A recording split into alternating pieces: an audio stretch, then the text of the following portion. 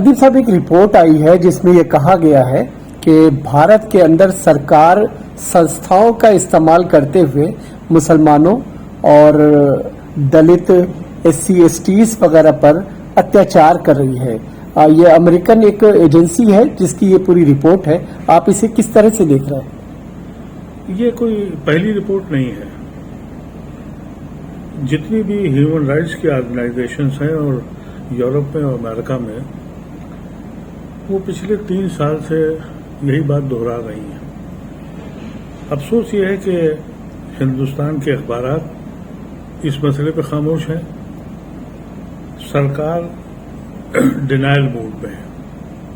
वो कहती सब झूठ है।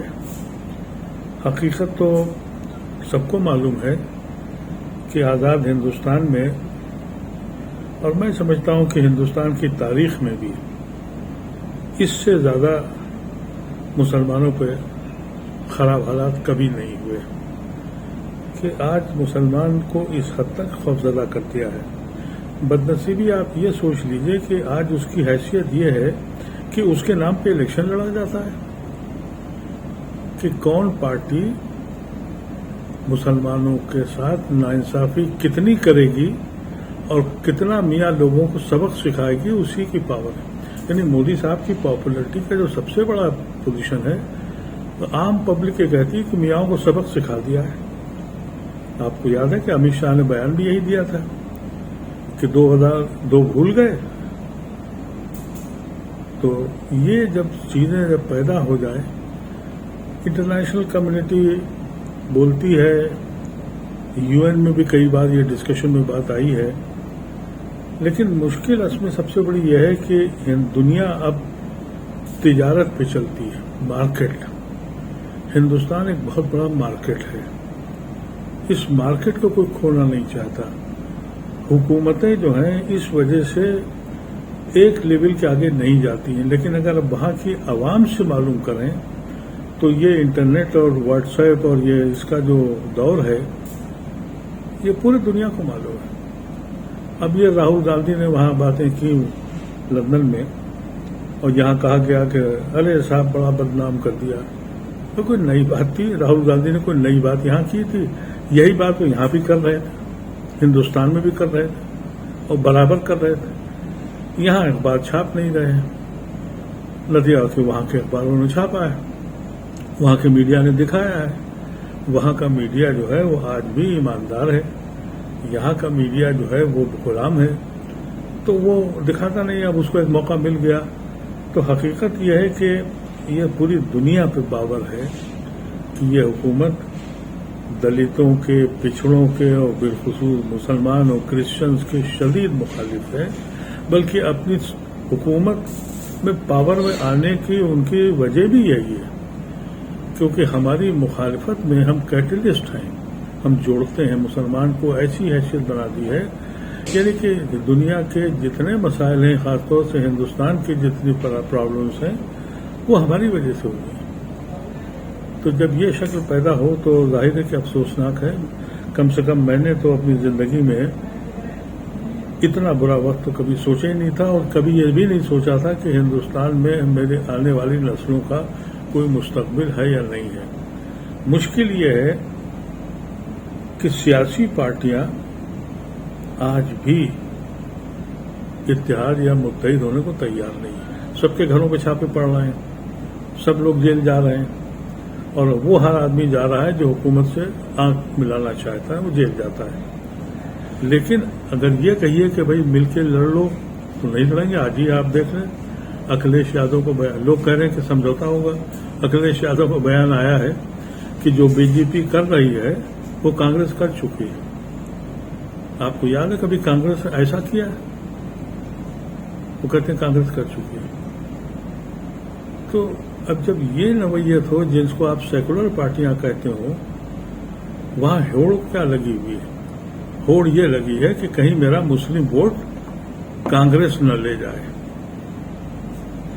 तो मुलायम सिंह साहब की पार्टी यानी अखिलेश जो है, उन्होंने कल भी ये बयान दे दिया कि जो भी बीजेपी कर रही है, यानी उसको सनद दे दी कि वो कांग्रेस कर चुकी है। अच्छा, प्रधानमंत्री कर्नाटक के दौरे पर हैं, वहां उन्होंने हजारों करोड़ की सौगात दी है क्योंकि वहां चुनाव आ रहे हैं। ऐसे में एक बार फिर से उन्होंने कांग्रेस के ऊपर तीखा हमला बोला है। साफ तौर पर उन्होंने कहा है कि कांग्रेस उनकी कब्र यानी मोदी की कब्र खोदने की तैयारी कर रही है, जबकि जनता मोदी के साथ है। अपोजिशन का काम यह है कि दूसरी पार्टी की मुखालफत करें।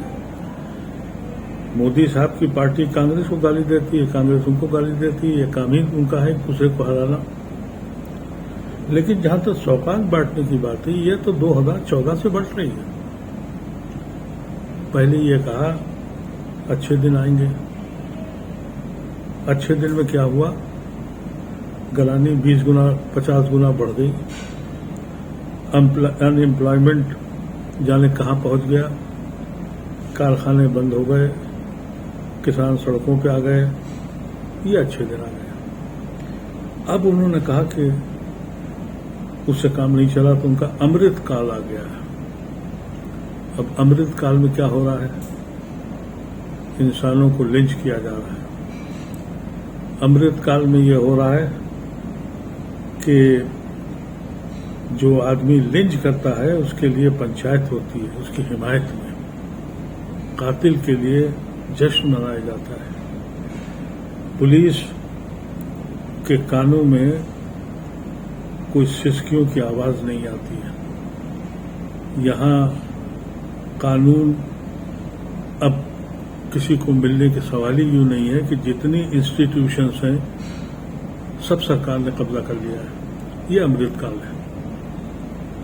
तो अमृतकाल भी चल रहा है, लेकिन एक तबका है जो कह रहा है कि साहब मोदी ही मियां को ठीक कर पाएंगे, और वो बहुत बड़ा तबका है।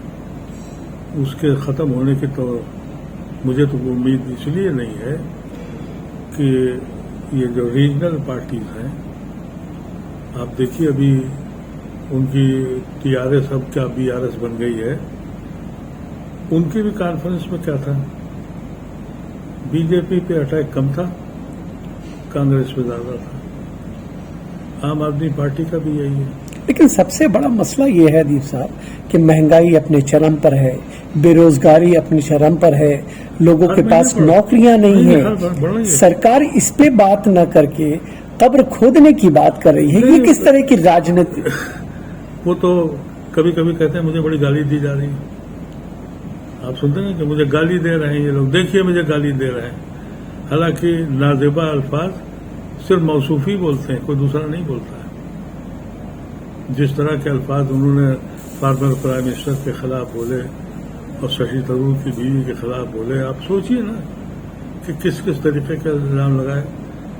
असल में बीजेपी को इलेक्शन जीतने के अलावा किसी चीज से मतलब नहीं। उनका फार्मूला सिंपल है कि अगर पावर में है तो सारे इंस्टीट्यूशन जेब में रखेंगे, सारी दौलत यहां लाएंगे। आज तक जवाब नहीं दिया कि भाई अडानी पे क्या हो रहा है। लेकिन लालू के घर में 14 साल 8 साल के बाद मुकदमा जो खत्म हो गया तो फिर शुरू कर दिया। एक बीमार आदमी जो अभी किडनी ट्रांसप्लांट करा के आया है, वो उसके इंटरव्यू चल रहे हैं, उसके बच्चों के चल रहे हैं, दुनिया देख रही है।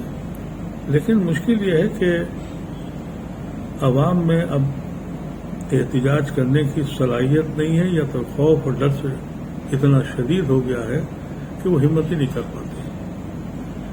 दुनिया में तो दस्तूर हमने ये देखा था यूरोप में कि डबल रोटी की प्राइस बढ़ गए तो लोग सड़कों पे आ गए। कहीं जरा से कोई प्राइस किसी चीज का बढ़ा तो लोग हंगामा खड़ा कर देते हैं। यहां कुछ करते रहो, रोज अखबार टीवी पे देखते रहते हैं कि आज दूध के दाम इतने बढ़ गए, कल से फलाने के दाम इतने बढ़ गए, फलाने। ठीक है, बढ़ गए, क्या फर्क पड़ रहा है, मोदी तो है। तो जब ये करिश्मा हो तो तबाही की आखिरी सतह पे तो है ही है।